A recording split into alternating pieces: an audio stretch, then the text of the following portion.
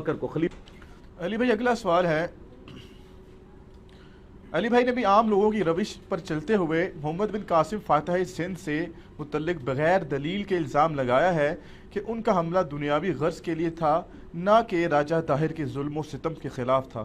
Please اس حوالے سے رجوع فرمائیں۔ پلیز قرآن و حدیث کو والا پیش کریں تو ہم رجوع فرما لیں گے۔ آپ بھی تاریخ بیان کر رہے ہیں اور میں بھی تاریخ بیان کر رہا ہوں، تو رجوع کس بات کا؟ رجوع صورت میں ہوگا جب آپ قرآن و حدیث بیان کریں اور میں تاریخ بیان کروں۔ جس طرح کہ میں کربلا کے اوپر بخاری مسلم سے حدیثیں بیان کرتا ہوں، آپ تاریخ بیان کرتے ہیں، تو وہ تو رجوع بنتا ہے۔ تاریخ میں تو گڑبڑ ہوئی ہوئی ہے، احادیث اسناد کے ساتھ ہے۔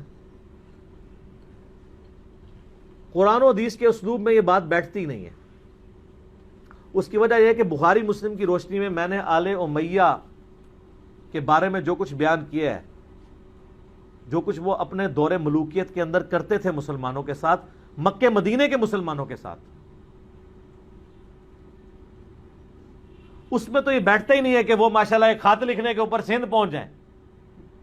اپنے گھر میں وہ لوگوں کے اوپر ظلم کر رہے ہیں، ان کو ناحق۔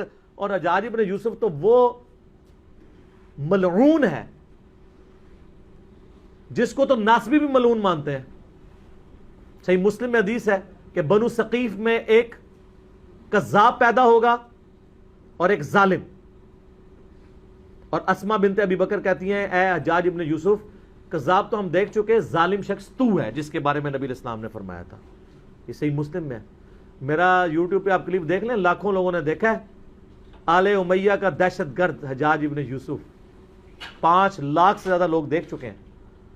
پوری اسلامک ہسٹری میں نے 15 منٹ کے اندر کور کر دی ہے، اس 100 سال کی آپ کو، اور تاریخ سے نہیں، بخاری مسلم کی حدیث کی روشنی میں۔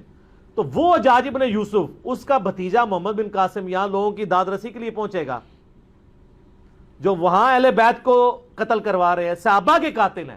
سر بخاری اٹھا کے دیکھیں، حضرت انس بن مالک جو ہیں وہ کتنے پریشان ہوا کرتے تھے کہ ہم پہ یہ کون سا خبیث مسلط ہو گیا حجاج ابن یوسف جو مسلمانوں کے اوپر ظلم کرتا ہے۔ ان لوگوں نے جا کے یہاں پہ فریادیں سننی تھی۔ ہاں آپ کو کہانیاں کرا دی گئی ہیں، آپ وہ کہانیاں، آپ جیسے نور الدین زنگی کا ایک کہانی والا واقعہ آپ کو بیان کر دیا ہے کہ جی وہ یہودی حضور کی جسم مبارک قبر سے نکالنے لگے تھے، وہ ڈرامہ بھی بن گیا۔ اب لوگ کہتے ہیں جی علی بھائی کہتے ہیں غلط ہے، ہم نے تو ڈرامہ دیکھا ہے، تو ڈرامہ ہی دیکھا ہے نا، اس کی تو سند ہی کوئی نہیں ہے۔ سمودی نے وہ 500 سال کی سند ہی بیان نہیں کی ہے، اور پھر معذرت کے ساتھ بریلویوں کے تو عقیدے کے خلاف ہے۔ کیا رسول اللہ نور الدین زنگی کے محتاج ہیں اپنی قبر مبارک میں اپنے جسم کی حفاظت کے لیے؟ اللہ کدھر گیا؟ فٹ ہی نہیں بیٹھتا، جھوٹ ہے۔ اور پھر میں ایسے پوچھتا ہوں کہ جب یزید نے 3 دن تک مسجد نبوی میں گھوڑے باندھے ہیں، اس وقت نور الدین زنگی کدھر تھا؟ اور نماز نہیں ہوئی ہے، اس وقت زمانے میں کوئی نور الدین زنگی نہیں تھا۔ اور جب خانہ کعبے پہ صحیح مسلم میں آتا ہے کہ چڑھائی کی حجاج ابن یوسف نے، اور یزید کے دور میں بھی چڑھائی ہوئی اور خانہ کعبہ کا غلاف جل گیا، ایک دیوار بھی ڈیمیج ہو گئی، اس وقت کدھر تھا نور الدین زنگی؟ اور دنیا بقدر ایفٹ ہے۔ وہ ابابیل والا ایک ہی واقعہ ہوا ہے، بخاری میں حدیث ہے کہ قرب قیامت میں ایک کالا حبشی پتلی ٹانگوں والا کعبے کی اینٹ سے اینٹ بجا دے گا۔ اللہ نے دنیا بقدر ایفٹ رکھی ہوئی ہے۔ تو یہ حجاج ابن یوسف کے ظلم کی ایک پوری داستان ہے، اس کا یہ بھتیجا ہے محمد بن قاسم۔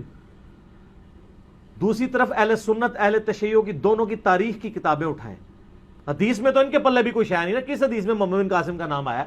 تاریخ سے ہی پیش کرتے ہیں، تو تاریخ یہ بھی تو سنیں نا۔ تاریخ دمشق کے اندر ابن ساکر کی،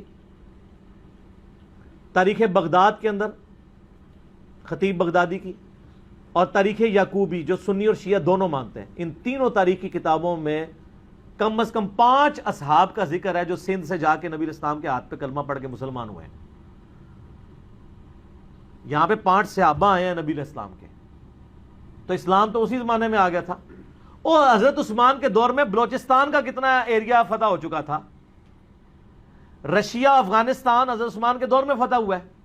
بخاری میں موجود ہے کہ ہم رومن اور پرشین امپائر جب گری، اس کے بعد وہاں کے لوگوں کو ہم نے ابھارا کہ ہم نے آذربائیجان اور یہ ساری فتوحات کرنی ہے حضرت عثمان کے دور میں۔ اسلام تو آ چکا ہوا تھا یہاں پہ، اور صوفیاء اپنے چکر میں ڈالتے ہیں ہم اسلام لے کے آئے۔ ناصبی محمد بن قاسم کو لے کے آتے ہیں، جی وہ آیا تھا، اور وہ آیا اس لیے تھا میرے بھائی وہاں سے جو اہل بیت تھے وہ اپنی جانیں بچا کے ہجرت کر کے سندھ میں آئے تھے، راجہ دائر نے ان کو پناہ دی ہوئی تھی، تو وہ کہتا تھا ہمارے بندے واپس کرو، اور سر آپ سندھ میں آج چلے جائیں، سندھیوں سے ان کی ہسٹری پوچھ لیں۔ میں اکثر کہتا ہوں اللہ کے بندو، پاکستان کی ساری کتابوں میں یہ لکھ دینا کہ پاکستان جو ہے محمد علی جناح نے سیکولر سٹیٹ بنائی تھی، کوئی فرق نہیں پڑتا۔ آج لوگ زندہ ہیں جنہوں نے محمد علی جناح کی تقریریں سنی ہوئی ہیں، یہ عملی تواتر سے ٹرانسفر ہو رہی ہے۔ اور یہ کہ جی مسلمانوں کا قتل عام ہوا تھا، یہ کتابوں سے نکال بھی دیں تو وہ مسلمان تو نسل در نسل رہیں گے نا۔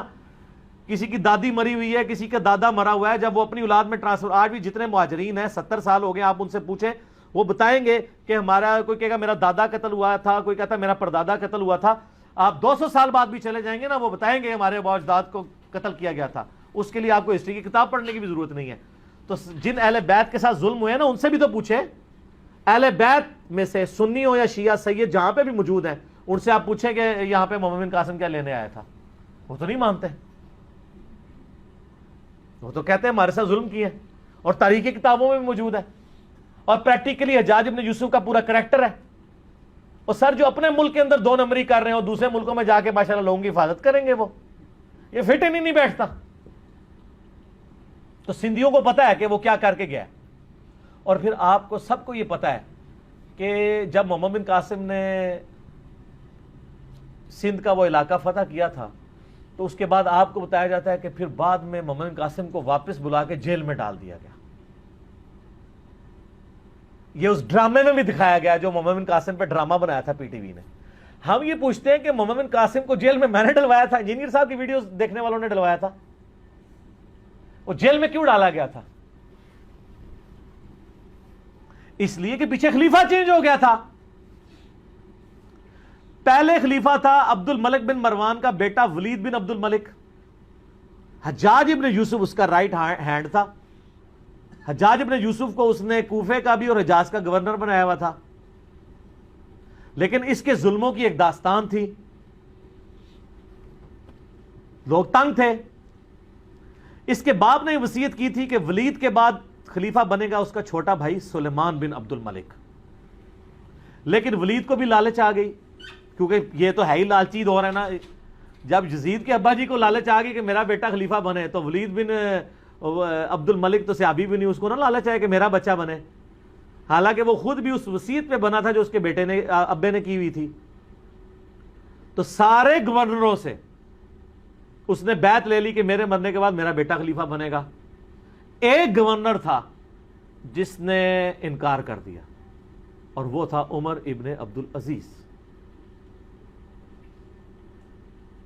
وہ اس وقت حجاز کے گورنر تھے، اور کوفے کا گورنر تھا حجاج ابن یوسف۔ عمر بن عبد العزیز کو جیل میں ڈلوا دیا ولید بن عبد الملک نے، گورنر ہونے کے باوجود، لیکن وہ ہار دل عزیز شخصیت تھے، اس لیے اس وقت ذرا پروٹیسٹ ہوئے تھوڑے بہت، اور معاملہ انہوں نے ڈیلے کیا۔ اسی ڈیلے کرنے کے دوران اچانک ولید کی ڈیتھ ہو گئی، وہ اپنے اس مقصد میں کامیاب نہیں ہو سکا، اور الٹیمیٹلی اس کا بیٹا، اس کا جو چھوٹا بھائی ہے وہ خلیفہ بن گیا، سلمان بن عبد الملک۔ سلمان بن عبد الملک جیسے ہی خلیفہ بنا تو اس کو یہ احسان یاد تھا کہ عمر بن عبد العزیز کی وجہ سے میں خلیفہ بناؤں۔ اگر عمر بن عبد العزیز بھی بیعت کر لے، پھر عمر بن عبد العزیز کوئی عام آدمی نہیں تھا، عمر بن عبد العزیز ان کا بینوئی بھی لگتا تھا، ولید بن عبد الملک اور سلمان بن عبد الملک کا، کیونکہ مروان کے 2 بیٹے تھے، عبد الملک بن مروان اور عبد العزیز بن مروان، اور عبد العزیز کا بیٹا تھا عمر بن عبد العزیز۔ عمر بن عبد العزیز کی جو بیوی تھی نا فاطمہ، وہ ولید بن عبد الملک کی بہن تھی، تو ظاہر جیل میں ڈلوا سکتا تھا، مروا نہیں سکتا تھا۔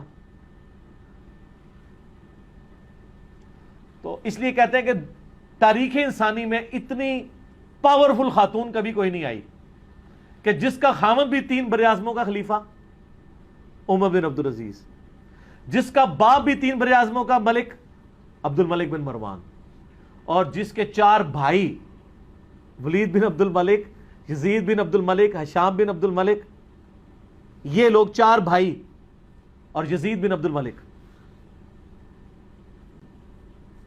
وہ خلیفہ، باپ خلیفہ، 4 بھائی خلیفہ، خامد خلیفہ، فاطمہ بنت عبد الملک۔ تو جب وہ خلیفہ بن گئے سلمان بن عبد الملک، سب سے پہلے عمر بن عبدالعزیز کو آزاد کروایا گیا.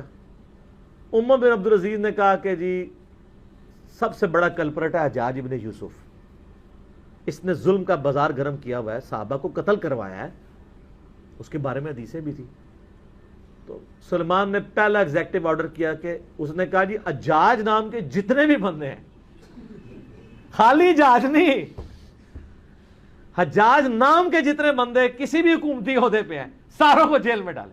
سر ملوکیت پھر یہی ہوتی ہے، اس میں تو آرڈر چلتا ہے. پھر انہوں نے تھوڑے مزے لوٹے ہوئے تھے، پھر لاکھ اس کو لوگ دلیل دیتے کہ وہ ایک ہے، تو وہ دلیلیں تو پھر بادشاہ نہیں مانتے ہوتے، انہوں نے میٹر کوم جائے تو کوم جائے.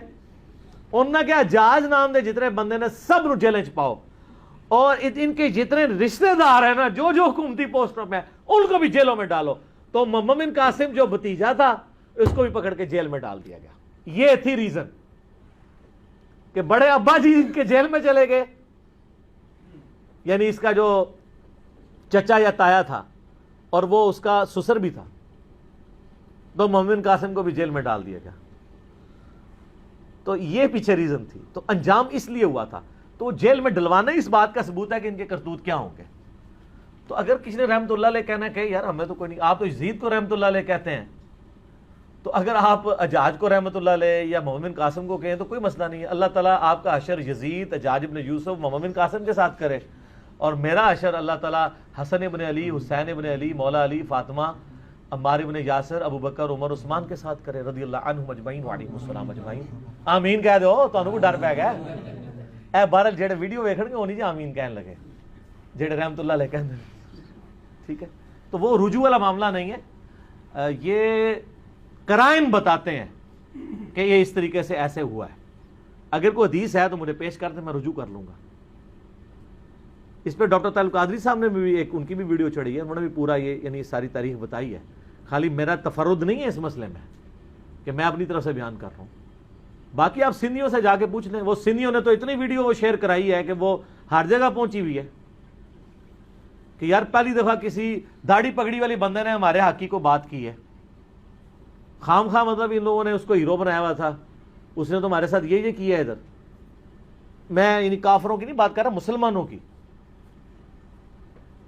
ٹھیک ہو گیا.